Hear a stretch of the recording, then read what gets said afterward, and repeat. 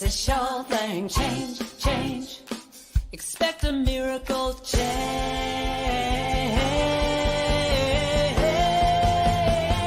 Watch me change when you change the way you look at things. The things you look at change. When you change the way you look at things, the things you look at change. When you change the way you look at things, the things you look at change. When you change the way you look at things, the things you look at change. Now do change. Change.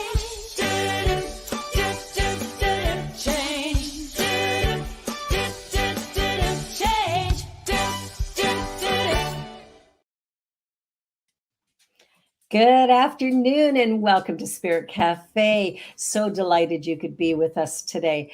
Let us begin with the land acknowledgement. We work, live, and play on the historical and traditional territory of many Indigenous nations. And as we gather from many places on Turtle Island, we as settlers are grateful for the opportunity to meet here.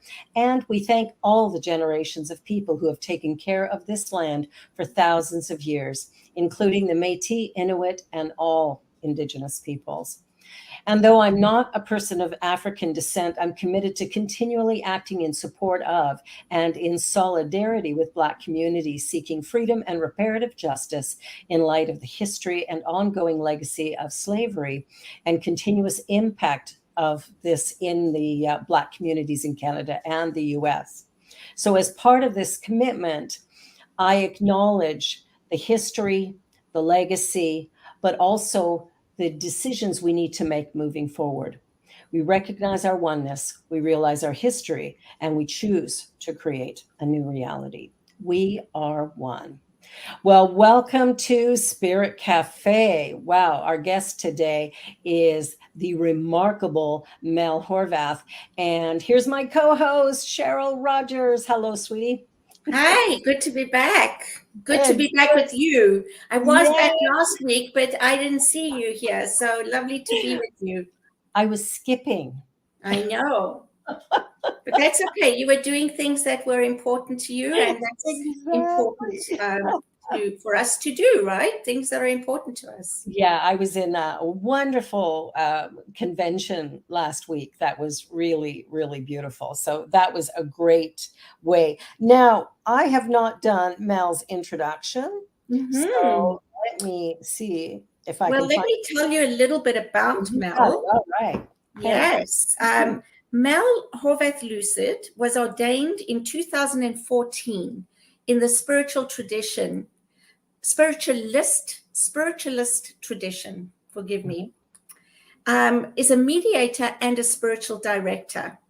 She is also a healthy congregations facilitator with additional education, working with congregations through times of change and transition. She resides in Waterloo, Ontario, and works in Restorative Justice. She is a creative who enjoys writing, painting, and singing, and is a lifelong learner with a deep passion for spirituality, psychology, sexuality, and restorative justice. Welcome, Mel. Welcome. I just want to say, Mel, I'm so excited you accepted this invitation. Thank you. Mel is honestly a person that I can have so many different discussions with on so many different topics. And every time we do, I walk away excited and exhilarated and feeling like, yes, we've been able to communicate in a way that we understand each other, even with things that aren't being said, right? Just love our conversations when we get together, Mel, which isn't often enough. So Mel and I just met a few minutes ago, and already I am hooked. Absolutely, Mel. Yeah. So I'll just, before Mel comes in, I just want to let you know that today what we are going to be talking about and why I thought of Mel for today was about her beautiful family. Mel used to attend Unity Kitchener. She used to do talks for us. She was quite involved even before I was there. And I remember one day watching the congregation and seeing her family in the congregation sitting there and supporting her. And I remember feeling so just in awe of what a wonderful family they were, that they support each other in everything they do. Wherever one is doing something, the others go and support them.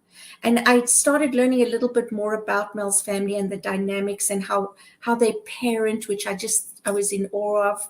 And I just thought, you know what, Mel, you got to come and talk to us and tell us about your family, and show us this great example of how you guys live together. Yeah, well, it's funny for me because I thought you couldn't actually ask for a worse speaker on parenting if what we're talking about is getting it right.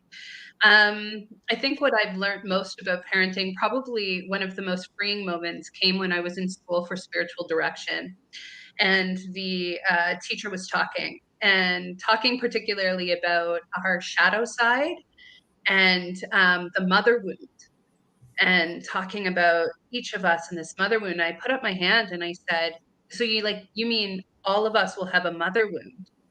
And the teacher's like, yes. And I was like, well, shit, here I am trying to write, or there's like a perfect way. You're telling me no matter what I do, there's going to be a wound. Mm-hmm. And I went back to the drawing board and decided to do things differently. And the first one was, the only thing I can really give my kids is presence. The only thing we can really give one another is our presence. And actual potent presence is very different. Mm-hmm. Unconditional love, but honesty about the reality of the struggle, the mess of it all. And I think the first thing we can do is mistake and look at somebody from the outside and go, ooh, that family's got it together. I assure you, we do not. Yeah. Mm-hmm. But we do go it together. And that's what you were talking about.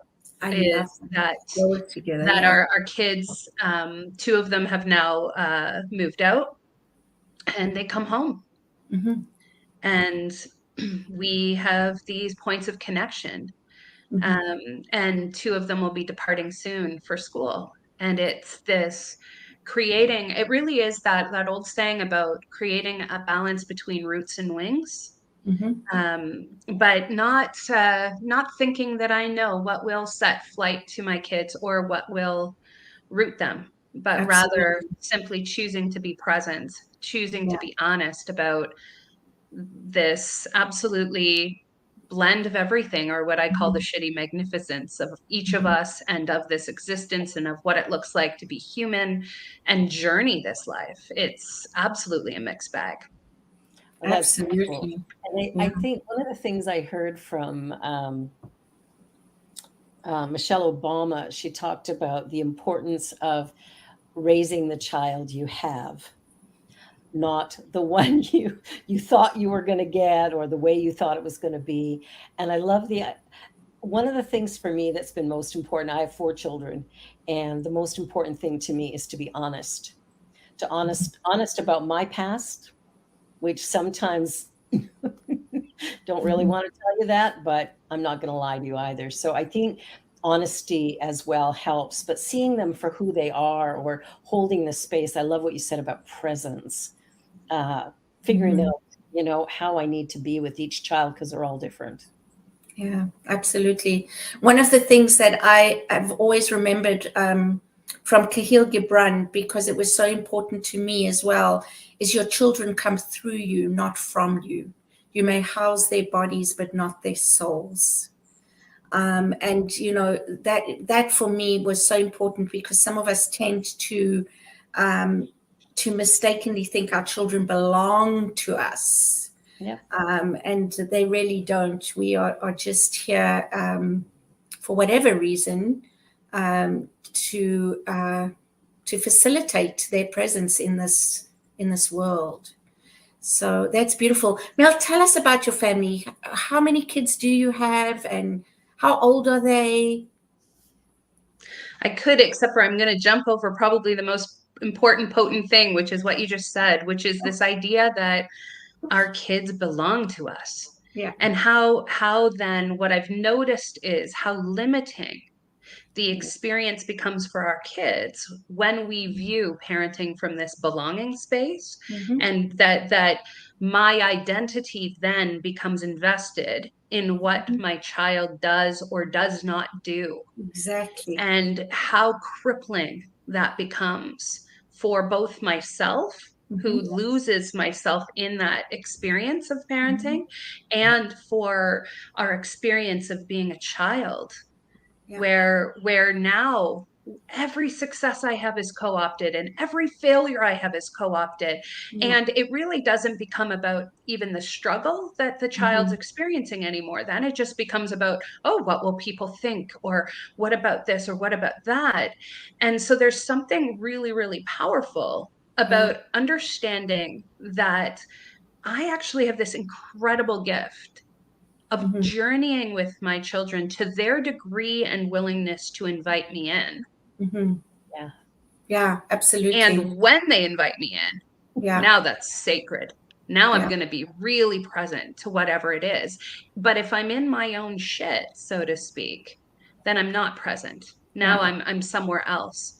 And so it has been an interesting journey to see that my shoes need to be the shoes I'm walking in, and their shoes are the shoes they're walking in. And if they're inviting me into their process, into their human experience, into their journey, it's like this moment of understanding how sacred that is, that I'm in a ritual, I'm in a ceremony of sorts to be invited in. So to touch on your question, I have 5 children, and I've experienced motherhood from every possible vantage point. Biological children, stepchildren, foster, and adoption. And I do have occasionally friends of our children that I would say come in, and there's the gift of holding space for them in those moments too, and partners now of some of our kids. So it's a blend of 2 that I brought to the relationship, a nearly 21-year-old and a 17, soon to be 18-year-old. And then there is my stepson who's just turned 20, stepdaughter who's 17, and then together we have our youngest who is now 13. Beautiful, beautiful. You have such a beautiful way with words. That's another reason I just love having a conversation with you. It's like, wow, you have such a beautiful way with words. And what you said was so important before, after I made a comment and before I asked that question. And I didn't want to take away from that, but I also wanted to introduce your family because it is so in my mind, unique. And I loved what you spoke about journeying together and not being, there is no ideal family, but really going with them and being with them, being present.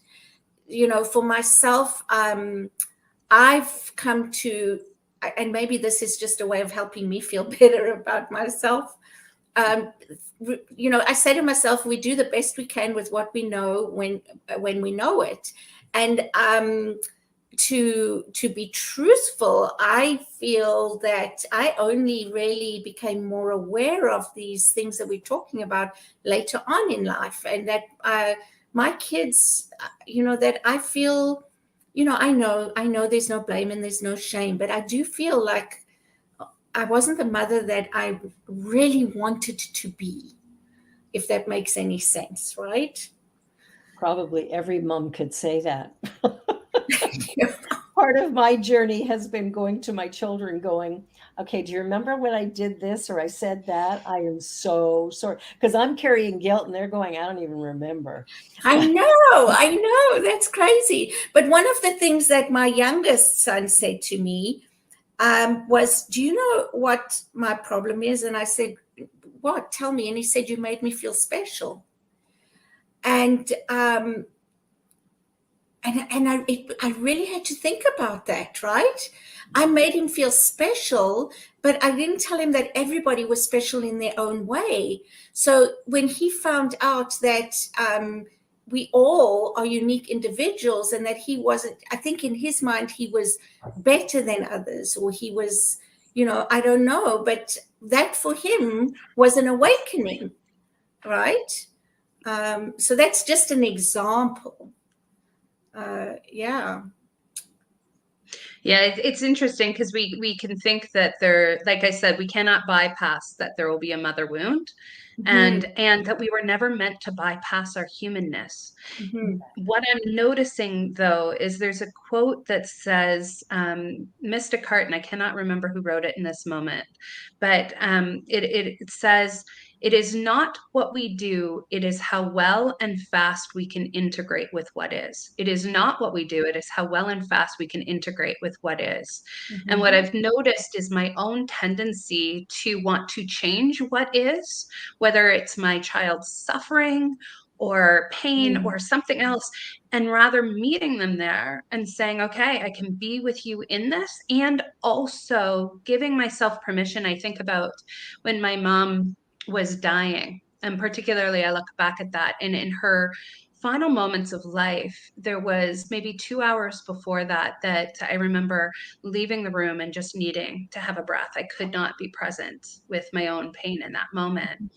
And then as her breathing changed, and I knew that the time was near, I was looking back so ashamed that I was actually there. I was with 2 pillows against my ears because hearing her breath was just so daunting. And I look back and I think, but I was supposed to be. No, I was doing absolutely the very best I could to be present. And in those moments, I did what I could, and that was enough. Because I think that that's the torture piece that we put ourselves through for no reason is, I wish I was somebody different than who I was at that point doing what I was doing, rather than I look back and it was that was the very best I could do. And the generosity that we so frequently will give to one another is what we're meant to actually figure out how to turn back toward ourselves. Yeah. Very important. Makes me quite emotional. So it shows me there's still a lot of work to do there. Well, and the best part is the work's not ever done. And so if we knew that, if we knew that there were that it really is the journey, that we're not arriving, we're not going to arrive to some echelon of being. I'm not, and also that that's not static. It's moment to moment. And in some moments I'll touch in and go, hey, I showed up the way I really wanted to. And in other moments I won't. But what comes up for me is two phrases I think we don't say enough. And you mentioned one of them, Barbara. I was wrong. I was wrong. How quickly can I get to that point and say, hey, I thought I knew something here, and I said it with conviction, and I didn't know, and that's okay. And then the other piece of that too, I think, is another 3-letter word or three word sentence that we don't say enough, which is I don't know. Yes. I don't know. Absolutely. And particularly there's a story that comes up for me with my now 17-year-old son. Parenting in a pandemic, that was the most wildest thing, because there wasn't even any precedent for what to do. Now I'm just parenting in this place where it's like, who knows what we're doing. And so it came to the point where I recognized that to ask my children to stay home was going to be more detrimental to their mental health. Like their mental health was being more impacted than the risk of how do we integrate and learn to coexist with this reality. And so my son had talked to me. He had said he wanted to go out to a party, and he could feel my anxiety the night of the party. And, I could say that I did my best to hide it. It doesn't really matter. He could feel it. And he said, Mama, I don't have to go if you're anxious. And I said, you know what? my love, you do not have to manage my anxiety. Mm, You do not have to manage my mm, anxiety. I mm, manage my mm, anxiety. And he said, but I just want to do what's right. And I mm. said to him, oh my goodness, just tell me what's right. And I said to him, oh my gosh, you still think I know something? I don't know anything. I'm making this up. I'm I love literally it. making this up. There is no precedent. We know Yeah, nothing. We know yeah, nothing. yeah, We're just doing the best we can. And what we know from that conversation was that you're going to go do this thing and it's going yeah, to be what it is. And yeah. it's okay. Now go. Right. And I'm going to And there's survive. those moments that I think over and over again where what our kids will do is look to us for certainty that we can't Yeah, give them. yeah. So then for me, that's where we're instilling courage and Mhm. intuition and wisdom and power, empowering to go Yes. out into this world where risk is certain, where Mhm. you will fail, where you're going to make Yeah, mistakes, where you're going to fall down, right? I yeah, was thinking before the show started when when Cheryl was talking what she likes about me to Barbara and you know, sort of like Mel has this way with words or something like that. And I thought internally, my internally was, nah, it's just that I'm really good at falling down. I do it often. So I've gotten better at what it looks like to fall down and get back up. And I think in some ways that's really been the process with my kids. Oh yeah, if you're going to live at all, like if you're going to do anything, you're going to fall down. And so yeah, for me, it's just been, yeah, I'm going to trip and fall on my face again. yeah. And what does And it's getting back okay. look Yeah, like? And I'll yeah, And survive it. yeah. Yeah. Yeah, So, and Fiona says, I love Mel's authenticity. And absolutely, that's another reason I just have enjoying Mel's authenticity. I just love having conversations with you, Mel, because I know it comes from your heart, from your experience, not from your head, which is just so beautiful. So thank you for that. And oh my goodness, you know, all these things that you're saying, I just, Barbara, what do you want to share?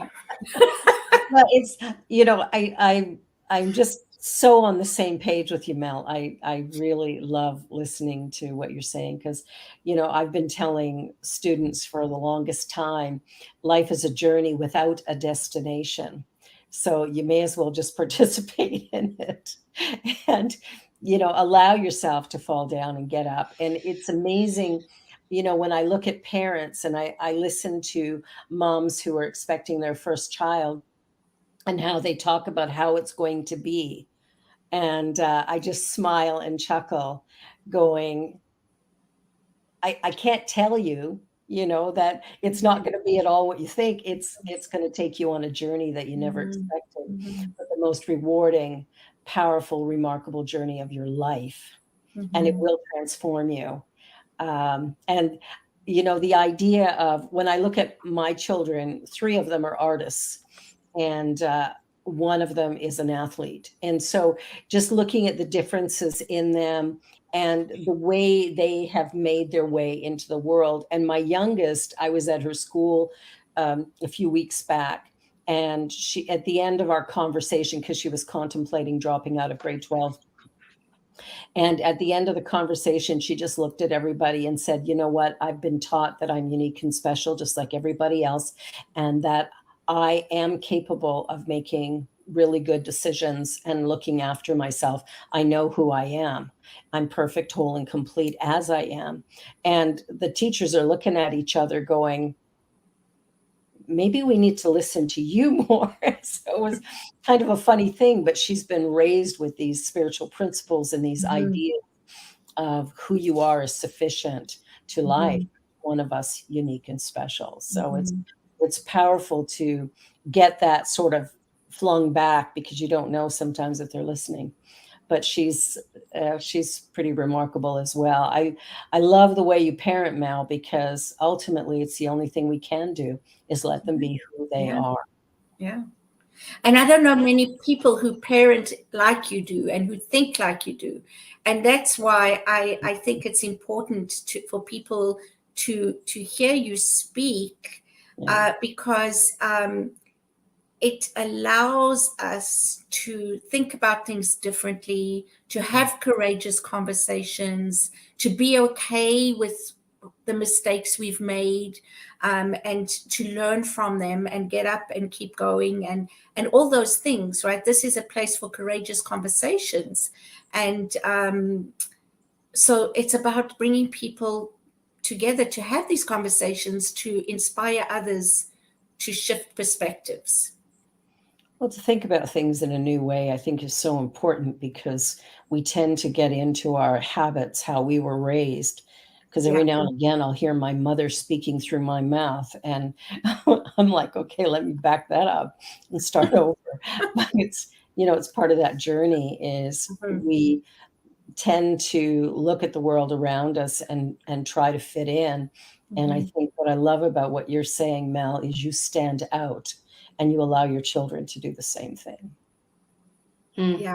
It's interesting you say that, because I remember reading a quote by Brene Brown years ago now, and she talks about the difference between fitting in and belonging.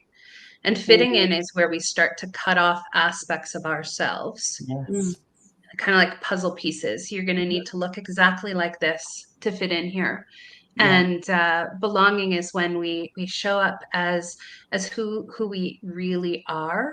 And I think there's a difference between what emotion's coming up for us and showing up out of an emotion, and showing up as who we really are. Because for me, I was thinking about letting my kids be who they are has come with, like, freedom comes with it, a level of responsibility that we're not aware of. So to be who we really are, it is still drawing back to the indigenous wisdom of understanding, like, my personal truth then needs to go be tested within the bigger world against other truths. And how do we connect with one another, and how can I continue to grow and learn and change, which I think is part of that piece of how quickly can I say I was wrong and I don't know. Or for me, how I say it is I reserve the right to change my mind with new information. And then all the time, continuously, there's new information. There was, and the other piece that was making me smile, Barbara, as you were talking about, like, new moms starting with the journey, like, I'm gonna do this, and I'm gonna somehow, and it's like, yeah, it's gonna be a human journey. More fun for me right now is our kids are getting to the age where they're talking about how they're gonna parent differently. And so for me, it's like, I'm gonna have all these things, and it's gonna look so great, and I'm gonna do this different than you and that different than you. And I was thinking about it because it's like things. I saw a little reel yesterday, and it was about this maybe 20 something, early 20s, talking about, and here's the list of how I'm going to parent, and then this guy saying, oh no, you wait until your main thing that you're going to be saying to your kids is don't touch the dog's butthole. And it's like the amount of time I've spent on a repeat saying, have you wiped your bum? Go back and wipe it better. Like, these are the things where we think, like, somehow, and what I noticed, though, is that's like the first red flag. The danger is that we're somehow going to expect that if we do this thing, then our kids will be perfect. No, the mess is connective. The human journey is messy. We are learning through all of these challenging and potent times in our lives. And that's where, for me, the gift of my kids even wanting me to journey with them is how much space can I give them to journey those challenges and know that I'm there with them. But one of those pieces that's come up for me was something that changed when my own journey changed about 4 years ago. And it was noticing that all of us have, and particularly those of us who were raised with a really Christian upbringing, there's a narrative that is within us that we're unconsciously, it's unconsciously built into us. Some of it's conscious and some of it's not. And it's our narrative of what is good. Yes, exactly. And then if there is a narrative of what is good, then we can understand that there's also a narrative of what we say is bad. What's wild for me about that is, as I started to deconstruct my own personal narrative of what I said was good, and what I said was bad, Mm. I started to notice how quickly it was that my kids would not come to me then with things that I had consciously, unconsciously passed on to them as saying this is good and this is bad. And for example, one of the ones that I use most is this our relationship with anger. And Mhm. anger, there's righteous anger, and it can be very powerful and it can be very potent for change. And it can give us data and information. But for some of us, if we've been taught anger, that's you Yeah. can't feel that, then we can't even go into the place of what is this emotion for me. And there's a difference between being with an emotion and expressing that out, and how I act is my responsibility, but being able to feel and be with those different aspects of what's there. And so that shit and magnificence, the messy parts of us and the brilliant parts of us that are all part of us, then for me, it's become creating a new narrative of realness. And a moment where that came really powerful for me was my son texting me and saying, "Hey, Mom, I need to talk with you about some of my shit." And I was like, amazing that he had language then.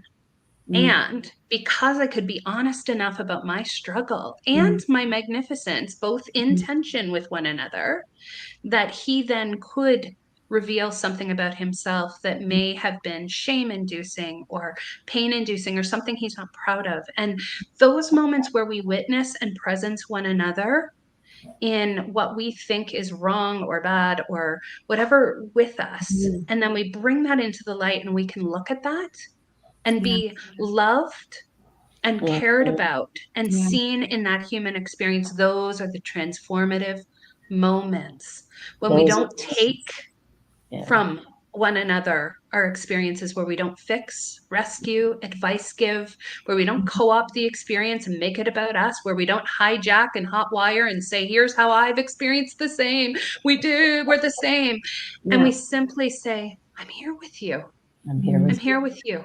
We need to take a little commercial break, and you're watching Spirit Cafe, and we are having one dynamic conversation today. So don't go away. We will be right back.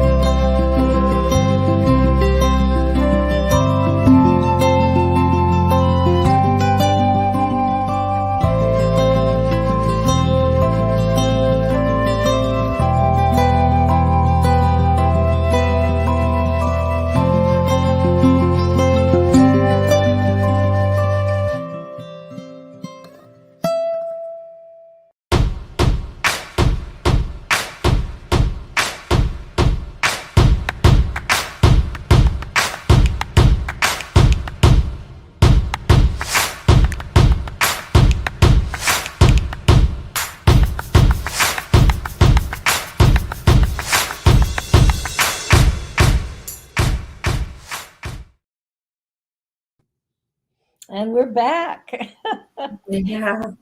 So, Mel, one of the things that really stands out in this conversation is holding space for our children and also for ourselves to be the best that we can be. And to know that we are going to fall down and that we do have the resiliency to get back up. And I think if we put a little less weight on, oh no, I fell down and now I'm out of the game, but rather going, well, I skinned my knees, but this too will heal. I think, that for me is one of the really precious moments that you've shared, that willingness to fall down and get back up. The irony too is that wisdom, knowledge, experience actually comes from working in congregations. Yes. And noticing the ways for which we begin to co-opt one another's experiences and look for, again, some sort of, we need to look a certain way. We need to be a certain way, rather than you can have room here. Imagine what would happen in spiritual communities, organized, basically any gatherings, if we gave one another space, room to fall down, to get back up, to own that, to apologize, to make amends, to be in that human journey, and to be with that in the same grace-filled, potent, powerful way as we're with those high times, right? Absolutely. Like that piece of our humanness. And then what happens is this whole idea of the difference between fitting and belonging is we just start to say, oh, so these aspects of me can't show up here. And the problem for some of us, definitely for me, was then I was almost like, once I cut out the parts of me that I knew didn't fit, I just was like Swiss cheese. What's left? Yeah. That's a good, sorry. That's a good analogy. There's one thing that I got from the end of our conversation and before break, and from what you're saying now, is that we can have relationships, but we are not being in relationship. And so the depth of the relationship, right? We have many relationships, but there's no depth. How many relationships, family or friends, do we have where there is that depth that you're talking about, that presence, that being with, and that journeying alongside or with that person? Well, and it's asking ourselves, what is in the way of the depth? And I would suggest that for me, at least in my own life, it was my aversion to looking at my own stuff, my own shit. So I don't want to be seen that way. So I'm just going to keep disconnecting from that, cutting that off, rather than integrating. And the irony is that for most of us, when we actually do simply say, and here is the thing that I most feared, and we have that witnessed by somebody else who does skillfully understand what it looks like to be present and hold space, it transforms. And those very things that we think are what make us outcasts or different are the very things that make us connective, magnificent, powerful. This idea, I really do value the beauty in the brokenness, understanding that it's, for me, been looking at it, and that, you know, I've questioned sometimes, particularly as I now hit my mid-40s, that is this a midlife crisis or an awakening? And I wonder how many of us get to this point where the universe is saying, come on back to yourself, darling. Come on back. Stop. Do not take one more step outside of yourself. Step in. Go down the staircase of yourself into the womb of who you are. That's terrifying and beautiful and magnificent, powerful and transformative. It's all sitting right there within us. Look, and that when we look, we, you know, the amount of judging that heals within me when I look at myself, it just comes naturally. That I'm like, oh, you have shit too. Yeah, me too. Yeah. Let's be in this. And what does being my true, most authentic self really mean?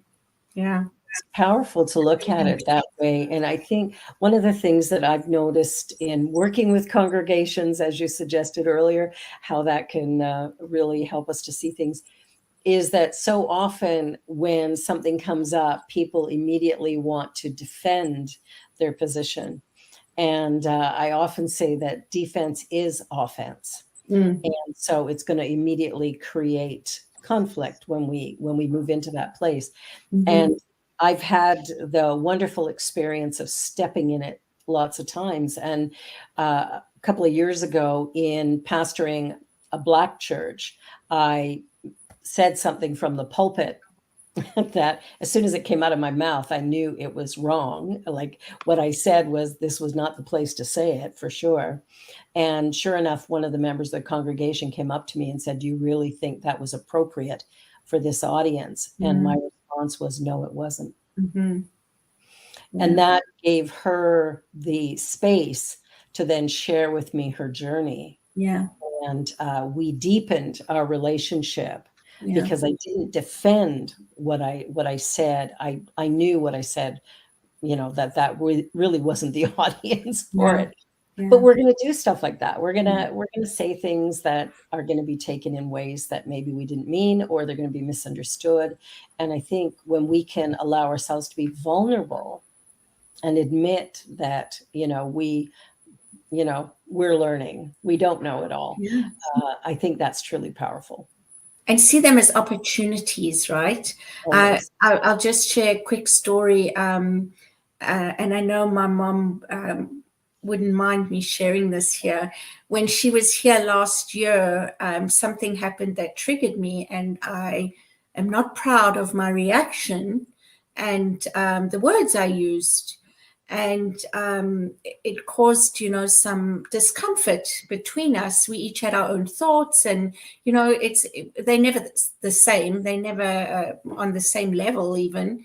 And we decided one day to go for coffee. So we were out of this, this comfort. We were in a neutral environment, and we had a conversation about, I was trying to think about what was it in me that I reacted that way. Where did that come from? What pain or childhood memory or whatever it was triggering that. Anyway, we really had a heart-to-heart conversation, and I was able to share things about my childhood that I experienced a certain way, and she was able to respond to that with what she was thinking at the time and what she was going through, and it was so. I'm so glad we got to do that, and this is the thing about relationships and not having these deeper conversations. We really miss out on opportunities, and when that person is gone, it's too late, right? So I'm just so glad that we were able to go there, and hopefully it will allow us to do more of that if we need to, because we know we can, right? But it took, I'm 60. I just turned 60, right? Ooh, happy birthday. I'm a grandmother. And that's how long it took for me to have that conversation with her.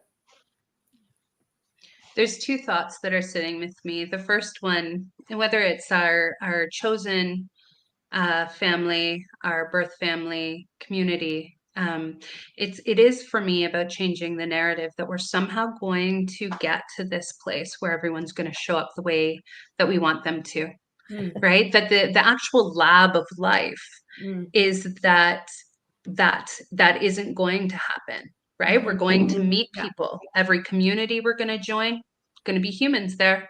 So it's going to be a mix. Every family, chosen or birth, going to be humans there. So it's going to be a mix. Yeah.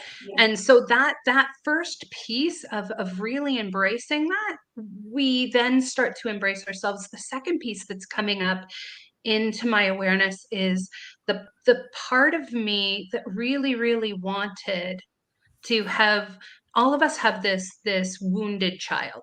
So the child wound, and how we want for other people to be the healer of our wounded child, and how potent it is both to be witnessed by and presenced by another, but also that I am not who I was. So those wounded aspects of my child can now be held by this adult version of me.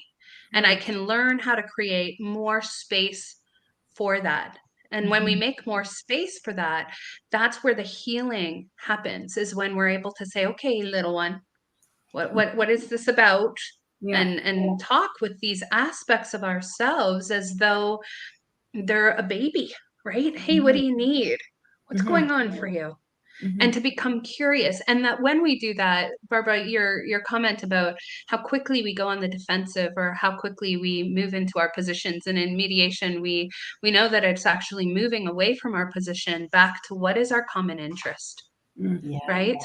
And whether it's family or spiritual community, it's, wow, these people are showing up to go through this challenging stuff, to be with me in these joys. This is a gift.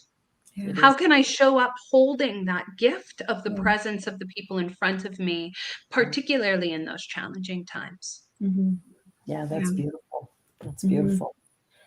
Yeah, because I mean, the thing is, like you say, wherever you go, there's going to be people there, and we're all going to have, different perspectives on what's going on. And, we all can take a look at this recording today, and our perspectives will be completely different on a number of points. It doesn't mean somebody's right and somebody's wrong. It just means, given our history, and just like with, healing some of the wounds with our Indigenous people and the Black communities, we don't heal those wounds by, burying our head in the sand or blaming somebody else, but rather becoming consciously aware of our own personal biases and our own personal perceptions. And as we come to understand somebody else's journey, or to look at it at least, we start to develop a curiosity about who these people really are and who I really am. And as a result, who can we be together? And I think that's part of that human journey, is taking the time, like you said, with your kids, is about presence. Can we be present with each other? And you mentioned something earlier about, when somebody's crying or whatever, and immediately somebody wants to go up and put their arm around them and stop them from crying. And I think it's so powerful to just let the tears flow and to hold space for the person to just have their experience, whatever it is. Yeah, absolutely. Yeah, the space to have experiences without taking that on or taking that away. The space to have experiences without taking that on or taking that away. I think that's a real, like, that's like the dance. And that we're taught, particularly in a colonial world, to move away from ourselves, to move out of our body, out of our feelings. Yet this is our adventure suit. This is what we have. And our body is this incredible potency of feelings and sensations, and what am I connecting with? But I think that so oftentimes when we sense discomfort within ourselves, we look to alleviate that. Yes. And rather than going, "Ooh, what are you about? What are you teaching me?" And again, we would slow down with our expectations on one another if we were doing that in our work, because that is time consuming to actually be with oneself. And that's where, for me, the power of breath, of meditation, of prayerful intention has become so potent, because it is about, it's like a divine connector and a very potent timeout. And we culturally want to fill all the space rather than creating space and becoming a witness to our own experience, a witness to one another, and watching.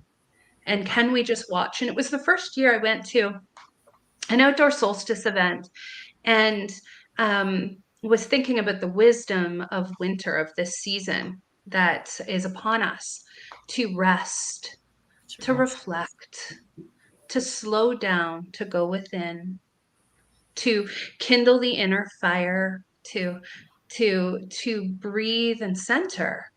And then I was thinking, it was December 20th or 21st, and I was thinking about how our world, our society, busy sidewalks, city sidewalks, dressed in holiday style. Let's go, let's go, let's go, let's go.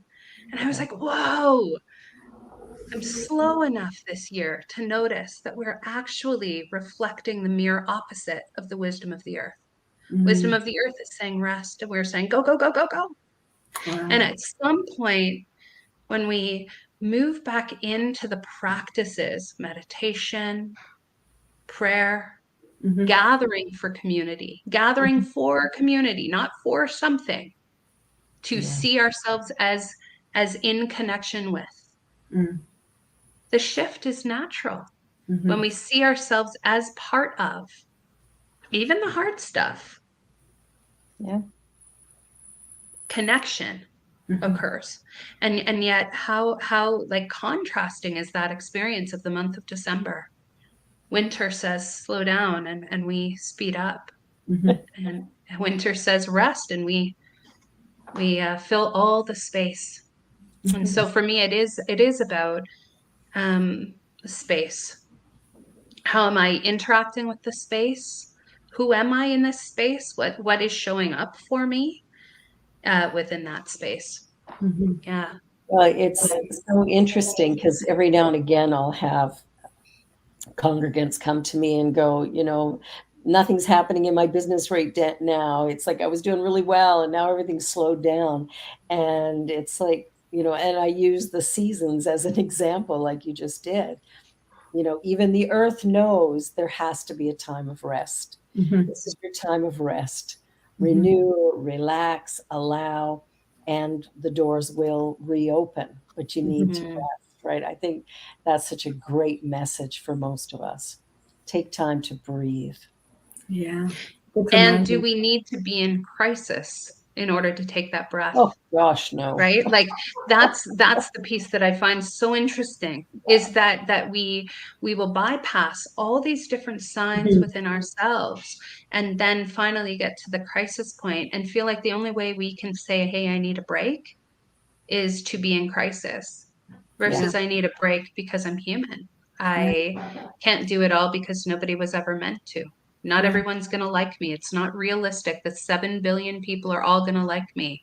This Mhm. is okay, right? These processes, these pieces are okay. And I was thinking how interesting, because that colonial piece with the people you're talking with is part of it, right? Which is you got to stay busy, and our productivity, who we are as and what we do as a measure of our worth, exhaustion as a status symbol. And then we teach that, and we pass that on to our kids, and we pass that on to one another, as though it's almost as though that's like the poison, right? Mhm. And the Mhm. piece is who we are. Like, imagine, I was thinking about, to tie back to that idea of uniqueness, Yeah. it's getting back to the point of what is your innate gift? Yeah. What do you bring to the world? Not what you do, but what do you bring to the world? And with our kids, one of the things that I've noticed is they've come out so different from one another. So I've parented, clearly I'm not the common denominator, Mhm. right? Because they've come out so different from one another, but they're bringing precisely what they're meant to, Mhm. when they're given space to actually figure out who they are, and space to be real. Yeah. Right? Rather than that idea of this limiting idea of good or bad, but just what is real for you right now. Right. And imagine if we could be real with one another, Mhm. that we moved away from these hi, how are you, fine narratives, Yeah. Yeah. and said, hey, I know all of us are fighting some sort of a battle. We do not have to know what one another's battles are to know we're fighting some sort of a battle. Yeah. Hey, I'm here with you. Mhm. How are you? Yeah, Mhm. and that idea of good and bad, and I'm always astounded. You turn on the television, and they're not going to show a woman's breasts, but they will show somebody being shot in the head. Mhm. And I go, what kind of mistake is that? Or I was in the Chicago airport, and they created these little closed-in pods for women to breastfeed. Yeah. And I thought, why do I need to hide that? Why do I need to go into this little tiny box in Mhm. order that nobody see the evils of breastfeeding? Mhm. As a parent, I mean, I breastfed my daughter in board meetings. Like, I was running a center. I had to be at work, and she came with me. I think there's a confusion about good and bad and right and wrong. Mhm. Mhm. And I think if we sort of come to find our own path and our own rhythm and I think there needs to be a shift in how we, how we judge things, because it's not accurate. It's perception. I think we've moved away from our connection that we had as communities, that lived together and did things together, and even families, right? We've become sort of, I don't know what you call them when there's just like two people and their kids, and that's the extended family is not even considered part of the family anymore. And that's caused this disconnect, which I think is, obviously playing out the way it is in this world. And so it's really about coming back to that connection. It's reconnecting, remembering. We talk about oneness. We are one. It doesn't mean we're the same, right? We're talking about uniqueness, unique expressions of the oneness, and bringing those gifts that we each bring. But how do we use them? How do we even know what they are anymore when we're not in community with others to be able to develop them? So, yeah, just wow. What a powerful, wonderful conversation. Just lovely. Thank you so much, Mel. Yeah, there's one piece when you were talking about remembering that I was hearing it as like putting back together the aspects of myself, right? And part of that is a reclamation of the things that were devalued when our colonial world said what was valuable. So for me, an example is a valuing of institutionalized learning. Yeah. It's valuable. That's not the conversation. And oral tradition, passed down, creativity, noticing, wondering, our connection with things, also valuable learning. Yeah. Travel, also valuable learning, and traveling within the self, valuable learning. So it's revaluing who we are and what we bring by, again, stretching out what we've said is valuable, to start to see value in the many ways we show up, the many ways of learning, the many ways of being, the many ways of connecting. There's just so many ways, but we get there in part by remembering. So my Swiss cheese self, putting back those pieces I said don't belong. Yeah. And then owning them in a world that may say, hey, you can't be that here. The script says. Yeah. And so more of us start to say, I don't live by a script. I have tools, intuition, the capacity to feel, the capacity to be in these tough moments in that way. And there's a quote that I'm just going to seal this off with by Martin Berber. All journeys have a secret destination for which the traveler is unaware. All journeys have a secret destination for which the traveler is unaware. And so for me as a parent, then it has been understanding too that my kids have journeys for which I am not meant to protect them from that journey. I'm meant to be with them on that journey. And my capability to do that will be about how well I can walk with them during not only those great times in life, but those challenging times. And imagine if we started to do that with one another, what would happen? And if we did it for ourselves. And ultimately, when I'm willing to walk in my shoes, like you said earlier, that's in the moment that I'm willing to sort of see everyone else doing their little something in their unique way and being okay with it. We got about a minute left. Cheryl, final thought.